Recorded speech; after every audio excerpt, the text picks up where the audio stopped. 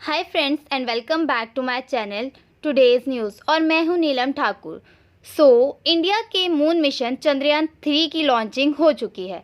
चंद्रयान 3 को आंध्र प्रदेश के श्रीहरिकोटा में स्थित सतीश धवन स्पेस सेंटर से 2:35 पर लॉन्च किया गया है।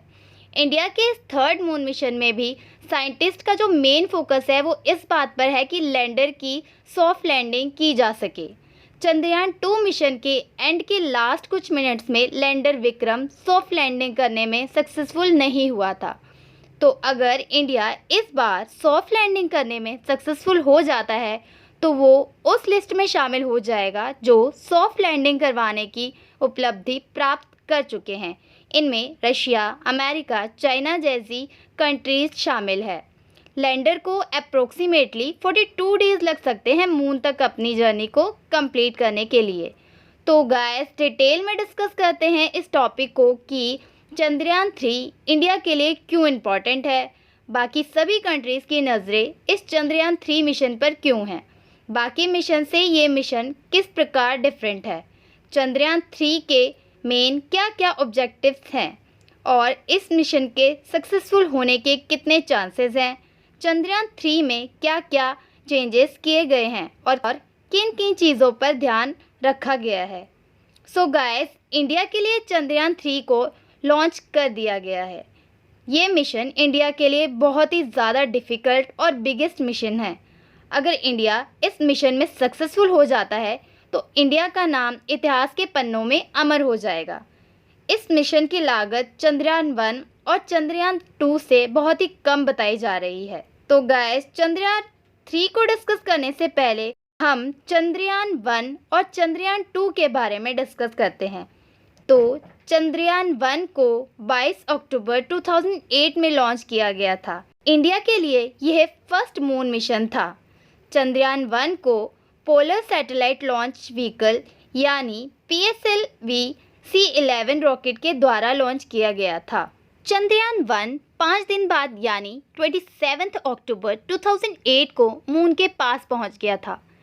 इस मिशन में मून की 3400 से अधिक परिक्रमाएं की गई थी। चंद्रयान 1 को कई सारी कंट्रीज़ के साइंटिस्ट ने मिलकर बनाया था, जिसका वेट 1380 किलोग्राम्स था। इसका जो टाइम पीरियड था वो 2 इयर्स था, बट 29 अगस्त 2009 को इसका कनेक्शन टूट गया था। तो डिस्कस करते हैं कि चंद्रयान 1 के मेन ऑब्जेक्टिव्स क्या क्या थे। तो नंबर फर्स्ट था मून के चारों ओर की ऑर्बिट्स में मानव रहित अंतरिक्ष यान को स्थापित करना। नंबर सेकंड ऑब्जेक्टिव था मून के सरफेस पर मिनरल्स और केमिकल्स के सैंपल्स को इकट्ठा करना। और जो नंबर थर्ड था वो देश में तकनीकी आधार को उन्नत बनाना।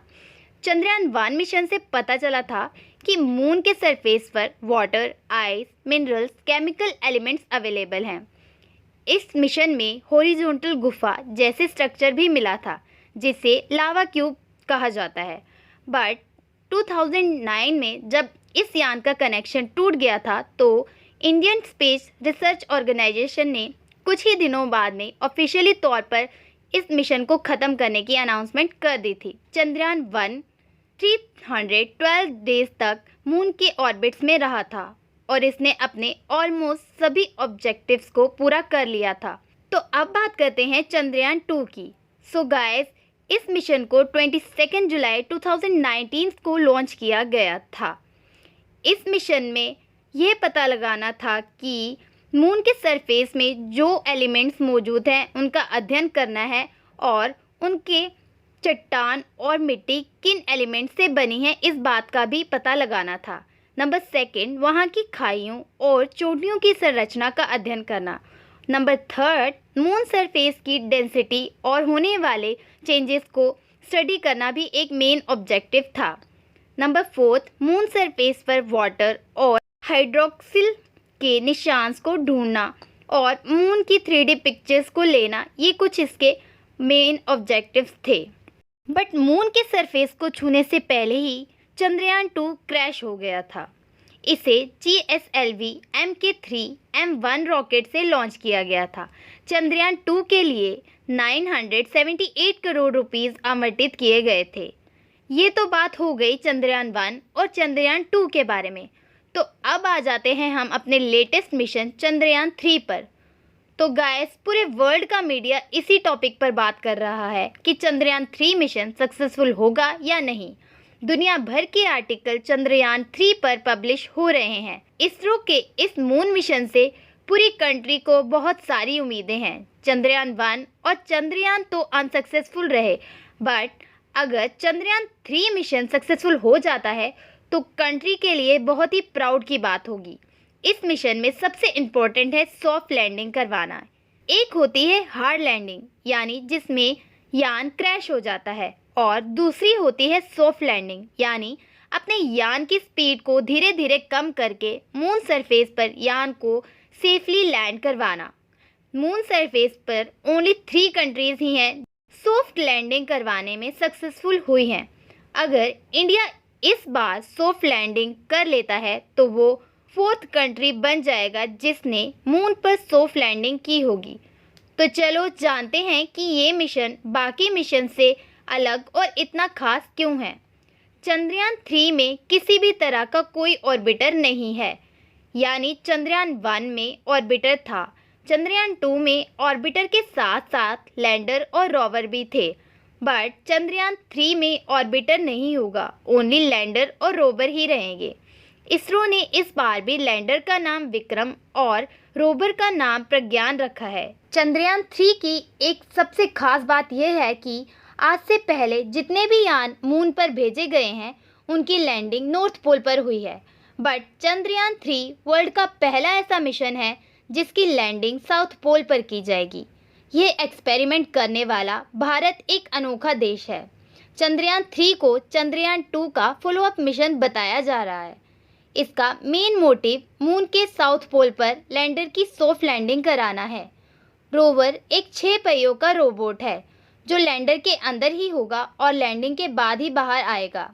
चंद्रयान 3 में एक मॉड्यूल होगा। इसी मॉड्यूल के साथ लैंडर और रोवर जुड़े होंगे। जब मॉड्यूल मून के सरफेस से 100 किलोमीटर दूर होगा तब लैंडर इससे अलग हो जाएगा। इस मिशन की लाइफ 1 लूनर डे होगी। मून का 1 डे अर्थ के 14 डेज के बराबर होता है। चंद्रयान 3 को चांद तक पहुंचने में 1 महीने से ज़्यादा का वक्त लगेगा। 23 या 24 अगस्त को ये मून सरफेस पर लैंड कर सकता है। इसरो के मुताबिक चंद्रयान 3 के बहुत से मेन पर्पस हैं। नंबर 1, विक्रम लैंडर की सॉफ्ट लैंडिंग करवाना। नंबर 2, प्रज्ञान रोवर को मून सरफेस पर चलाकर दिखाना। नंबर 3, वैज्ञानिक परीक्षण करना। एंड नंबर 4, मून पर पड़ने वाली रोशनी और रेडियम का अध्ययन करना। नंबर 5, लैंडिंग साइट के आसपास भूकंपीय गतिविधियों की स्टडी करना। इस मिशन की लागत चंद्रयान 1 और चंद्रयान की अपेक्षा बहुत ही कम है। इस मिशन का बजट 651 करोड़ रुपए के आसपास बताया जा रहा है। सो गाइस, आज के लिए बस इतना ही। Thanks for watching.